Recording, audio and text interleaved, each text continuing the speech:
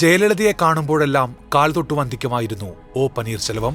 Party വേദിയിലായാലും നടുറോഡിൽ വെച്ചായാൽ പോലും. 1996 Periyakulam municipal ചെയർമാനായപ്പോൾ മുതൽ തുടങ്ങിയതാണ് ഈ വിശ്വസ്ത വിധേയത്വം.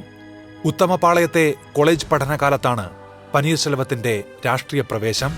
സുഹൃത്ത് കൈപിടിച്ചത് DMK രാഷ്ട്രീയത്തിലേക്ക്. 1969 DMK അംഗമായി.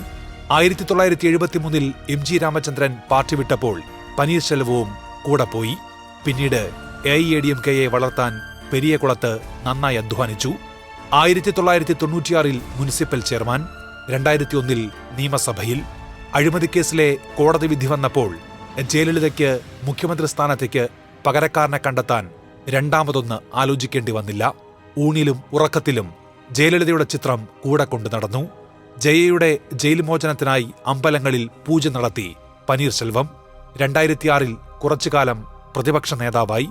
ജയ വീണ്ടും അഴിമതിക്കേസിൽ കുടുങ്ങിയപ്പോൾ 2014 മുഖ്യമന്ത്രി സ്ഥാനം വഹിച്ചു. തിരിച്ചെത്തിയപ്പോൾ മുഖ്യമന്ത്രി സ്ഥാനം രാജിവെച്ച് ഒരിക്കൽ കൂടി വിശ്വസ്തത തെളിയിച്ചു. ജയ മരിച്ചപ്പോഴും മുഖ്യമന്ത്രി പദം പനീർശെൽവത്തെ തേടിയെത്തി.